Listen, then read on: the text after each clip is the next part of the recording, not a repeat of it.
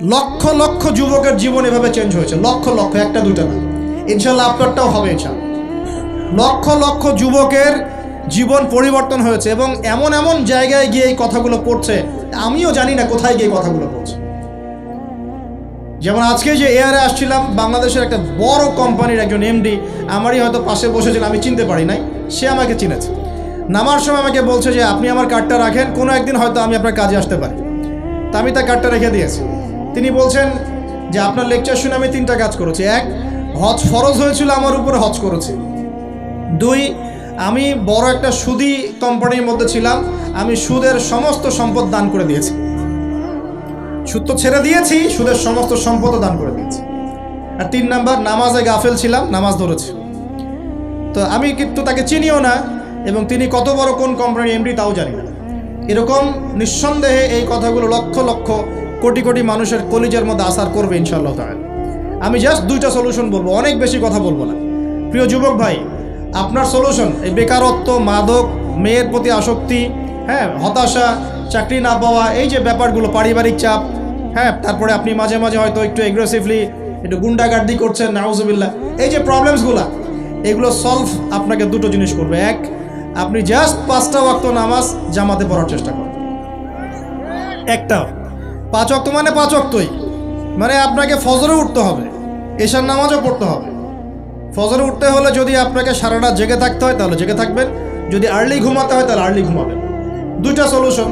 মানে এখন তো অনেকেই রাত চলে যায় 3টা, 3:30, 4টা পর্যন্ত জেগে থাকে, কারণ এখন তো দিন রাত হয়ে গেছে, রাত দিন হয়ে গেছে, তাই না? এটা ক্ষেত্র বিশেষে জায়েজ হতে পারে, কিন্তু সবসময় এটা করা যাবে না। যেমন রমজান মাস, দেখা যায় রাতের বেলা অনেকে ইবাদত করে না, একবারে ফজরের নামাজ পড়ে হয়তো জিকির আজকার তেলাওয়াত করে মানুষ ঘুমায়, এটা আলাদা বিষয়, কিন্তু সারা জীবন তো এই কাজটা করা যাবে না, যাবে তো আর্লি ঘুমানোর চেষ্টা করা ভালো। যদি না পারেন, যদি আপনার রাত জাগতেই হয়, তাহলে ফজরের নামাজটা পড়ে অ্যাটলিস্ট ঘুমাবেন, ঠিক আছে? 1 নাম্বার, 5 ওয়াক্ত নামাজ জামাতে। যদি জামাত না পান বাসায়, যদি জামাত না পান তাহলে পরবর্তীতে কাউকে নিয়ে জামাত করে নেবেন। একবারই পান নাই, ঘুমিয়েছিলেন, কোনো সফরও ছিলেন বা ইত্যাদি, আপনি একা হলেও পড়ে নেবেন। 5 ওয়াক্ত নামাজ ছাড়বেন না, ওয়াদা করেন আজকে 5 ওয়াক্ত নামাজ কেউ ছাড়বেন না, ওয়াদা করেন। আল্লাহ পাক কবুল করুন, বলি আমিন। এই নামাজ, ইন্না সালাতা তানহা আনিল ফাহশাই ওয়াল মুনকার, আল্লাহ পাক নিজে বলেছেন এই নামাজ সমস্ত পাপের কাছ থেকে তোমাকে দূরে রাখবে ইনশাআল্লাহ, ইনশাআল্লাহ। আর একটা কথা মনে রাখবেন, যে এই নবীর শান শওকত নিয়ে আমরা আলোচনা করেছি এবং করতে যাচ্ছি। রাসূলুল্লাহ সাল্লাল্লাহু আলাইহি ওয়াসাল্লাম মুমূর্ষ অবস্থায়, একদম মুমূর্ষ অবস্থায় উম্মতের জন্য যে নসিহতগুলো করেছেন, তার মধ্যে একটা হচ্ছে আসসালাত ওয়া মা মালাকাত আইমানুকুম, নামাজের ব্যাপারে যত্নবান হয়েও এবং তোমাদের অধীনস্থদের ব্যাপারে যত্নবান হয়েও। এই 2টা কথা। শেষ ওয়ার্ড মানুষ কি বলতে পারে? আপনার বাবা যখন ইন্তেকাল করেছেন, হয়তো শেষ কথা বলেছেন তোর মাকে দেখিস, ঠিক আছে, তোর বোনদেরকে দেখিস, বাবা আমার এই বিষয়গুলো আমি ছেড়ে গেলাম, তুই দেখিস। আচ্ছা, আছে না এমন? মা অনেকে চলে গেছে, মা শেষে বলেছে বাবা ছোট বোনটাকে দেখিস। আপনি লাস্ট কথাকে কত বেশি গুরুত্ব দিয়েছেন? যাদের পিতামাতা চলে গেছে এবং শেষ সময় তারা কাছে থাকার সৌভাগ্য ছিল, তারা কিন্তু বুঝতে পারে শেষ কথার কত গুরুত্ব আছে কি নাই, গুরুত্ব আছে কি নাই। শেষ কথা মানুষ সবচেয়ে কঠিনভাবে মনে রাখে কি না? নবী সাল্লাল্লাহু আলাইহি ওয়াসাল্লাম আমাদের সবার নেতা, আমাদের নবী, আমাদের আদর্শ, আমাদের সবচেয়ে উসওয়াতুল হাসানা, যাকে আল্লাহ পাক এই পুরো রাহমাতুল লিল আলামিন হিসেবে সৃষ্টি করেছেন। উম্মতের সমস্ত কবিরা গুনাহগার মানুষের জন্য সুপারিশ করে আল্লাহর হুকুমে তাদেরকে জান্নাতে নিয়ে যাবেন ইনশাআল্লাহ। সবাই যখন নিজেকে নিয়ে ব্যস্ত থাকবে, তিনি তখন উম্মতকে নিয়ে ব্যস্ত থাকবেন ইনশাআল্লাহ। একটা হাদিসে তিনি উম্মতকে ভাইও বলে সম্বোধন করেছেন।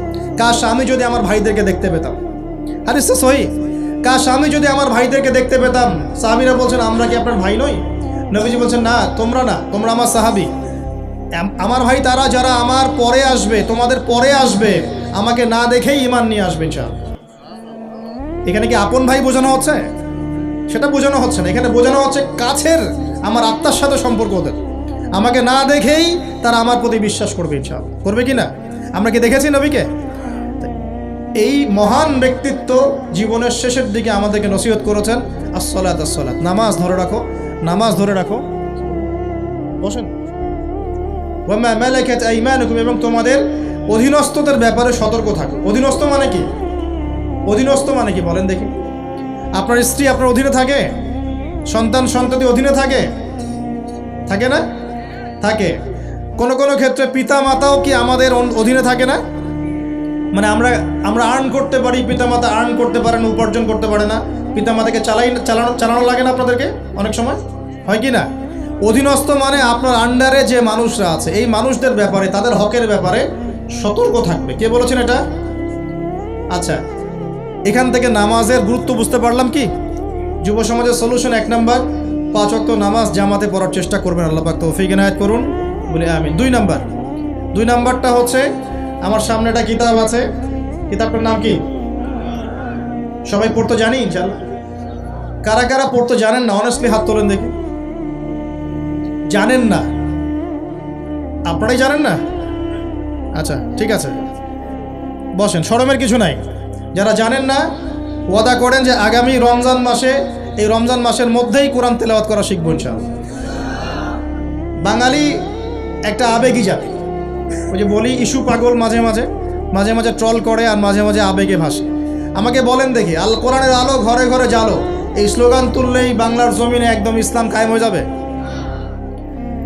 কখন ইসলাম কায়েম হবে? যখন আল কোরআনের আলো ঘরে ঘরে জ্বলবে। কখন? যখন প্রত্যেকটা ঘরে ঘরে একটা করে কোরআনওয়ালা মানুষ থাকবে।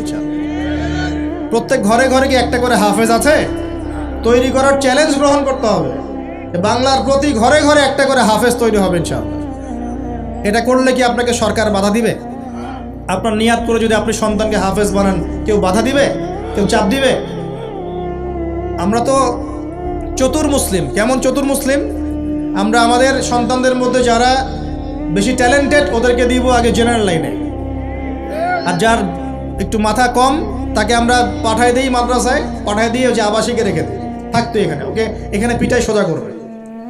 আপনাদের কি মনে হয় যে কোরআন সুন্নাহর জ্ঞানটা অর্জন করার জন্য মাথায় ঘিলুর দরকার নাই?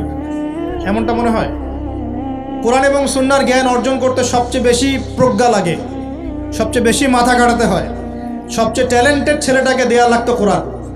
আমরা উল্টা চলি। এই কারণে দেখা যায় যে কোরআন সুন্নাহ হাতে নিয়েও আমরা এখন ওয়ার্ল্ড অ্যাফেয়ার্সকে ডিল করতে পারছি না, আমরা ওয়ার্ল্ডকে চ্যালেঞ্জ করতে পারছি না। কেন? আল্লাহ রাব্বুল আলামিন আমাদের সবাইকে কোরআন শেখার তৌফিক দান করুন। আল কোরআনের আলো ঘরে ঘরে জ্বলবে তখনই যখন ইনশাআল্লাহ তাআলা আপনাদের প্রত্যেকের ঘরে একটা করে কোরআনওয়ালা মানুষ তৈরি হবে ইনশাআল্লাহ। পারা যাবে তো ইনশাআল্লাহ? নাকি কোরআন সুন্নাহ খালি আলেম ওলামাদের চর্চা করেই হবে? আপনাদের পড়ারও দরকার নাই, জানারও দরকার নাই, বোঝারও দরকার নাই। কোনটা? ব্যাপারটা কেমন? কোরআনকে শুধু আল্লাহ পাক আলেমদের জন্য পাঠিয়েছেন, নাকি শুধু মুসলিমদের জন্য পাঠিয়েছেন, না পুরো মানব জাতির জন্য? পুরো মানব জাতির জন্য আল্লাহ কোরআন পাঠিয়েছেন। ওয়াদা করা যাবে ইনশাআল্লাহ? যুব সমাজ ইনশাআল্লাহ আমরা কোরআন তেলাওয়াত তো শিখবই, অর্থ বুঝবো ইনশাআল্লাহ। রাজি আছি ইনশাআল্লাহ? এই রমজান মাসে আল কোরআন 1 খতম দিবেন ইনশাআল্লাহ। প্রত্যেক দিন 1 পারা করে তেলাওয়াত করার চেষ্টা করবেন, আল্লাহ তৌফিক দান করুন বলিয়া। আর যারা আমরা তেলাওয়াত করতে পারি, আমরা চেষ্টা করব আলিফ লাম মিম থেকে একদম মিনাল জিন্নাতি ওয়ান নাস পর্যন্ত অর্থ সহ পড়ার জন্য। পারবো তো ইনশাআল্লাহ?